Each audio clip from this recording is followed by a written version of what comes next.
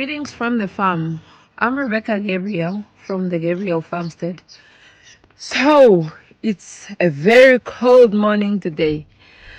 I usually say our winters are quite mild, but today my lips are freezing, my hands are freezing, and I literally want to be in the sun. I don't want to do anything else. But for you, our loyal viewers and subscribers, we are bringing you on a farm tour or update today. So, come along.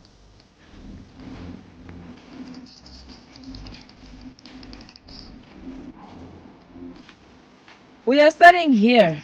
And guys, please excuse me for not standing in the middle. I'm literally trying to stand where the sun is for those sun rays. I want to be sun kissed because really I'm cold. When you look at this 1, 2, 3, 4, these are nursery beds. We have beetroot mostly, some Swiss chard, and peppers that have been transplanted here. That needs to be transplanted from here. Um, I don't know whether to say fortunately or unfortunately.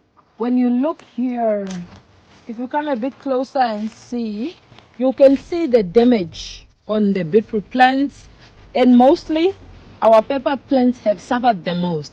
And you would wonder, what are those? These are pests that we call chickens. Our local chickens or free range chickens have been coming here.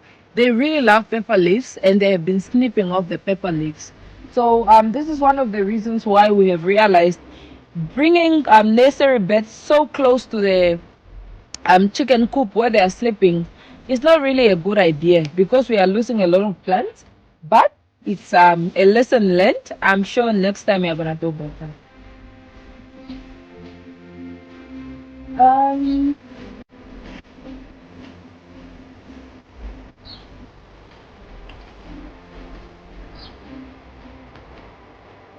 and I don't know whether to touch on this empty bed you are seeing here. This bed right here was a cabbage nursery bed. Cabbages that didn't even make it out of the nursery because the pests. We've had so many pests, and man, farming can be full of heartaches and of losses and of harvests. But this is not such a good story. I don't know. I think we should do another video on it. But we have been attacked by so many pests. We are new to growing. This is our first year. So we literally lost our whole cabbage nursery. So we love cabbage, but we have given up on cabbage for this growing season. We are going to do more research so that next year we can come back a bit stronger.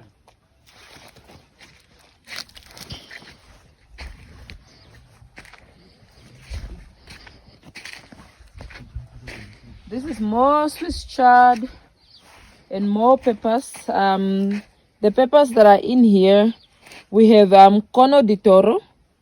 It's a pepper that I'm really eager to grow because I'm fascinated by sweet big peppers, and it's one of those.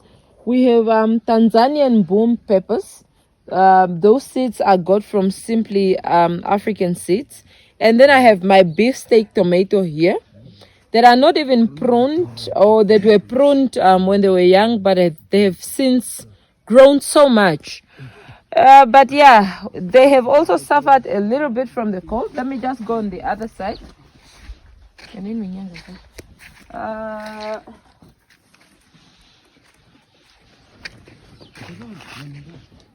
There was a weekend that we suffered sub-zero temperatures, which is an occurrence once in a while here. But you can see our tomatoes, these two, I don't know what happened. The other one seems to be fine. But these leaves were really damaged by the frost. So these two plants struggled. They are still to come back. You can see they are not doing that bad. It's just that all the bloom that was here have been destroyed with the leaves. So they will take a bit longer to fruit. And then we come to the bigger bed. Mr. Gabriel, do you want to do this update? Yeah. Okay, yes, to our viewers, let me take you now through this project that we are having here. So what you see a few square meters of spinach.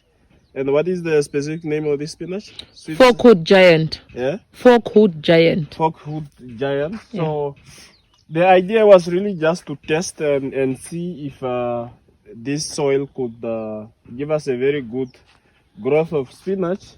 And you could see, I think from the video, you could see that they are doing very well, especially the spinach. And like what Miss Gabriel said about the cabbage, we also have the cabbage here. But then these are just a few that that have succeeded. But we had a big patch of spinach there that really disappointed. Yeah, I'm sorry, of cabbage that really disappointed us. And yes, like she said, we are going to go back to the books and see how we can grow it better and overcome all the challenges we faced. And on the other end, we have beetroot. And I hope the video is showing clearly the spinach field. We have the beetroot on this side. Let me just... Yes, we have the beetroots. And the beetroots, you can see, we just came to learn that beetroots are so resistant to the pests. Yeah, they are quite hardy. They are quite hardy. And yes, just follow me. And maybe just to mention the system that we have adopted here. We have adopted a drip irrigation system, and it's running all the way. There's a main pipe there. I don't know if they can see from here. There's a main pipe there, and we have a water tank up there just to provide enough pressure. And yeah, so yeah, that's the system, the water system. And this spinach field or patch is covering maybe about can I say 600 square meter? Yeah, possibly. Maybe 600 square meter. It's quite big, and you can see from a homestead point of view, it's more than enough for us, and we can even give the neighbors. The neighbors, yeah. Yeah. So you can even see. And then we find some of this invasive melon. This is a weed that needs to go. Yeah, so it's very invasive. So follow us, and this is some of the, these rotten leaves that are already decomposing, getting ready to decompose. And normally we would love to leave them on the ground, just to compost in place. To compost, yeah. Or if they become many, we collect them and give them to our pigs. Yeah. And such leaves. This was also winter damage, if you can see very well. Yeah. So I don't know why this particular plant is doing really well, but it's that one leaf, and you would wonder why that specific one. And that could be a good harvest. Looking at the size of the leaf, you can really see it's a good harvest. Could be a good harvest. So in addition to the leafy crops, we have, as you can see, wonderful tomatoes here. Miss Gabriel, you want to take over? Okay. Tomatoes. We are having, I think, 3 or 4 varieties that we are growing here. That we are having rhodate tomato. We are having hybrid star 9009. I think I've forgotten the name of the other variety. But there are name tags, so I'll be able to read as we go along. You see here, we have staked these tomatoes. Like we said, we are doing trial and error. Right now, really for home consumption. Tomatoes are not really a cold weather crop. They are actually a warm weather crop. There are varieties in Namibia that we could grow throughout. We are not particularly sure whether these ones will make it through winter. So far, so good. We are praying that we don't have sub-zero temperatures anymore. But from the growth that they had when it was warmer, you can see they have kind of slowed down. However, we have pruned them. In the beginning, we pruned quite early, and then we kind of relaxed, and then the pruning became a problem. So we have a lot of suckers that have grown and are already producing for us here, that we have decided that no, we are not going to take off anymore. There are some of those that are already setting fruits, like this particular one. There's fruits. What we have seen is that the rhodate tomato seems to be very prolific. Those are quite young plants, but we are seeing quite a lot of those that are early producers. So I'm thinking in the next planting season, so you can see this plant is really young. We are having some fruits here, fruit there, and we are still having blooms that is still setting. We are hoping for a good tomato harvest so that we can be able to preserve and have tomatoes all year round, and then we don't have to go to the shops.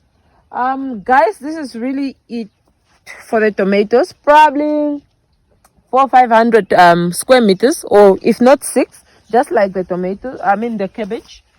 The Swiss chard, I'm obsessed with cabbage that I failed in growing.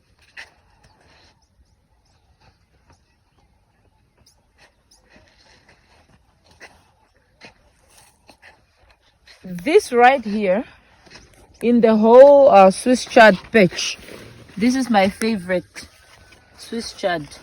Let me give you an idea. Quite young, but the leaves, and it looks so healthy. Not a single pest damage. Not a single pest damage. And to top it off, we didn't spray it with anything. It's just thriving on its own. Swiss chard, guys, is one of those really, really easy plants to grow.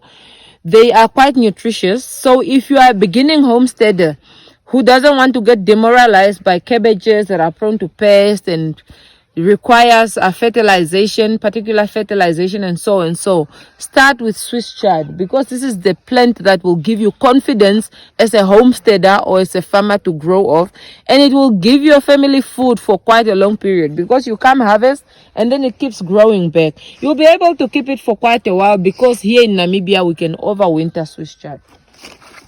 As we move along, now I've got an umbrella. So you can see this whole patch, this whole line is having beetroot. We didn't harvest any beetroot so far, but you can see it's quite young, but it's setting its fruit. There you see. So we are sure we are going to have a good beetroot harvest out of this. The funny story is that I never really liked beetroot. I remember... The funny story is that one of my aunts got married when I was in middle school. I think I was grade 7, grade 8.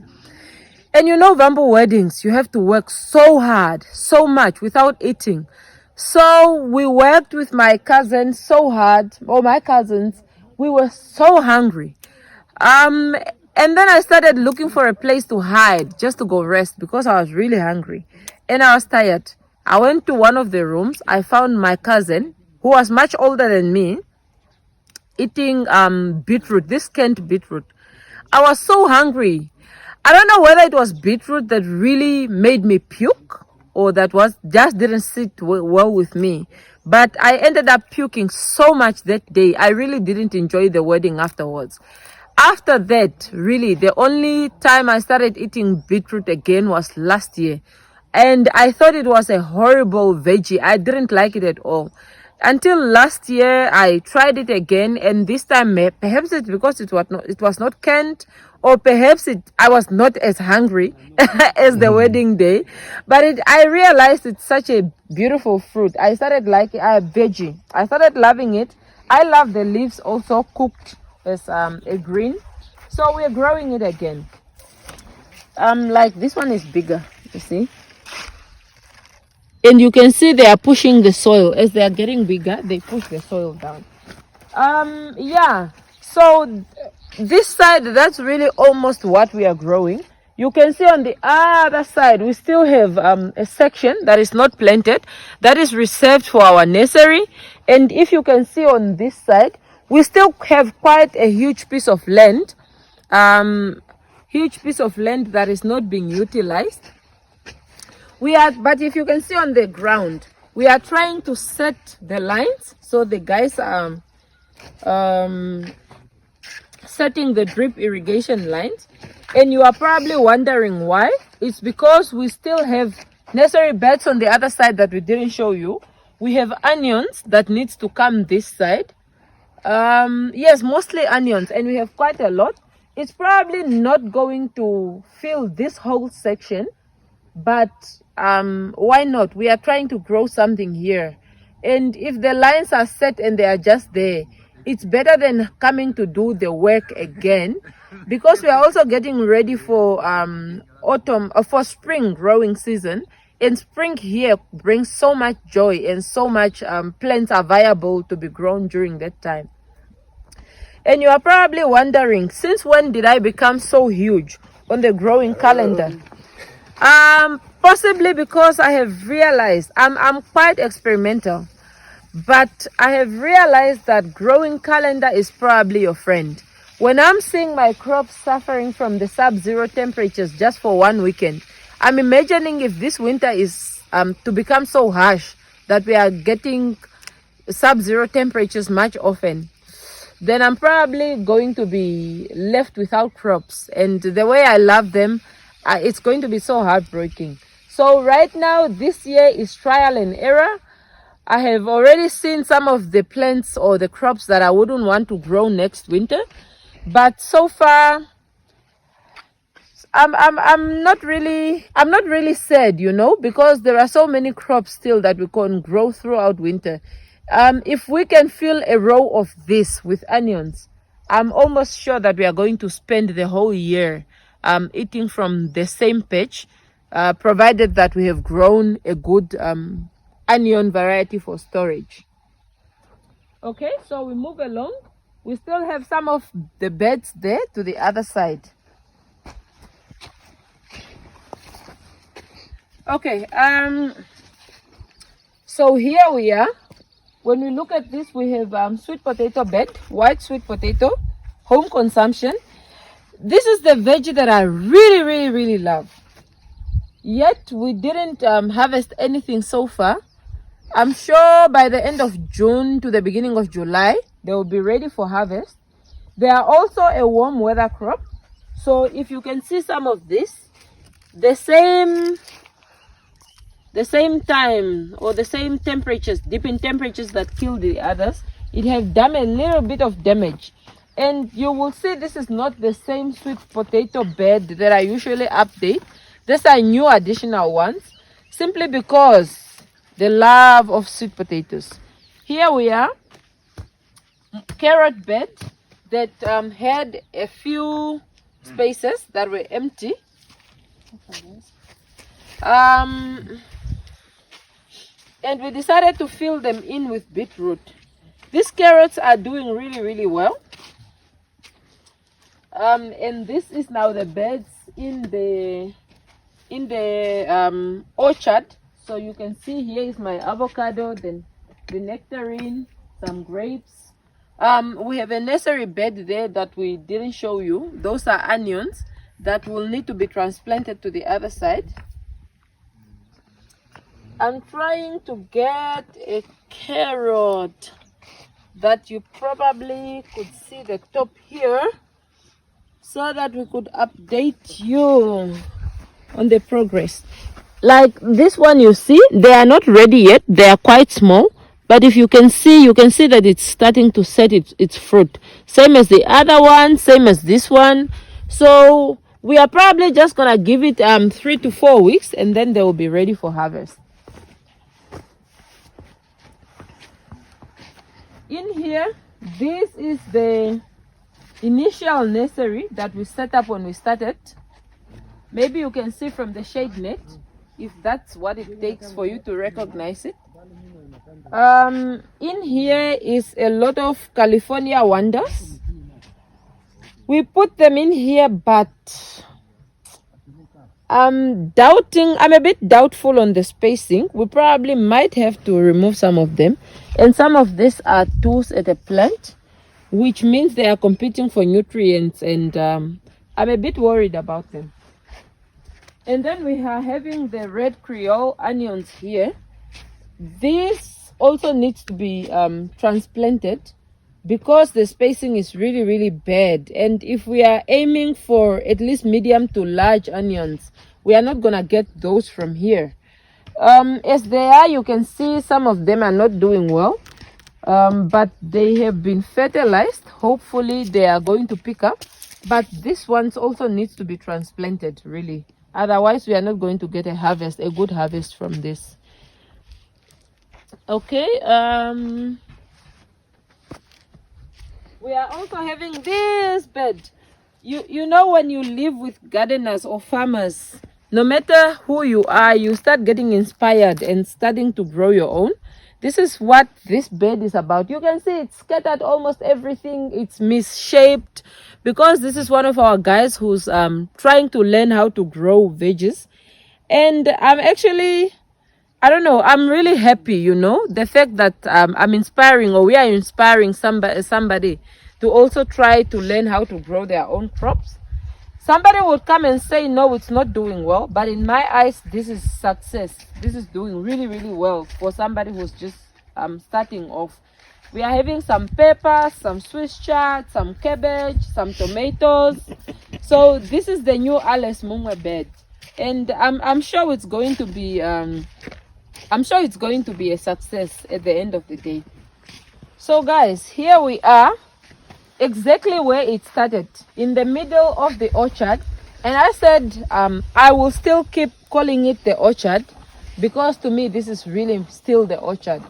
So you can see the Alice Mungwe bed, so many tomatoes because we have taken out the sunflower. So you can see here the fruit on the tomatoes, although they are suffering because of the winter. You can see like this one branch that needs to be staked again. It's having so many fruits. We are having some condition that I'm wondering on the tomatoes. I think if you can just come through.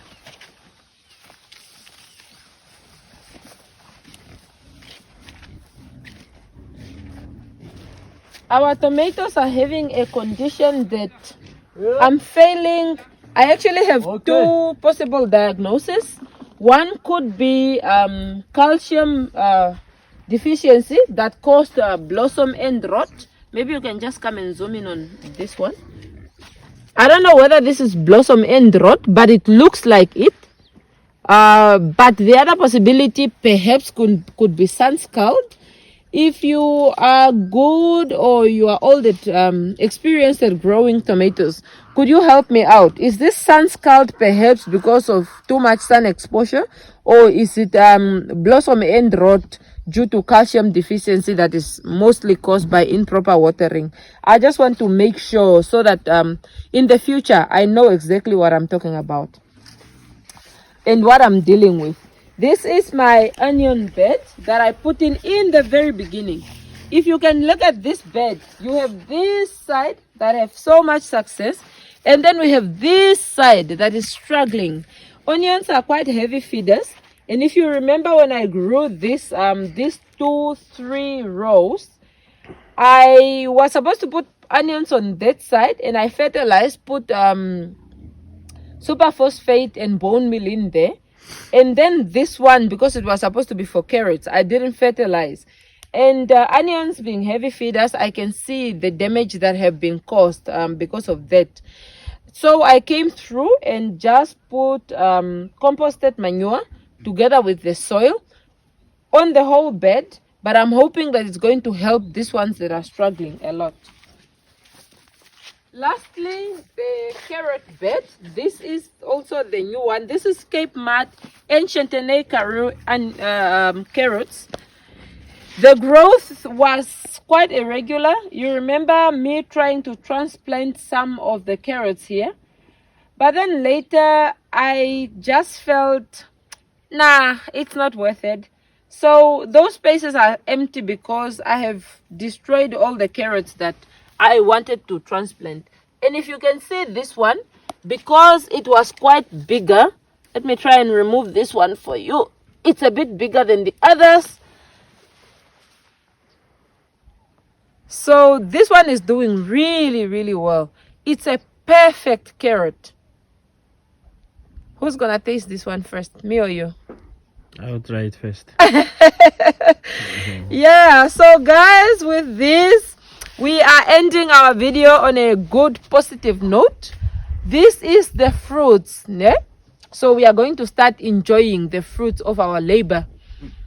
Quite perfect carrot. You can also use the greens as herbs or spices, more like parsley. So thank you so much for joining us. We are going to start working.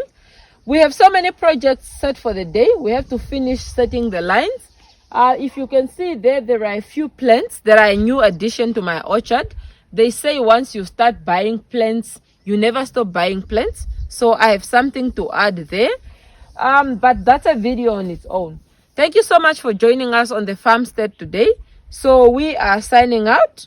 Thank you for subscribing. If you are new and you haven't subscribed yet, please do subscribe to our channel. We'd love to have you. We appreciate our subscribers and our viewers.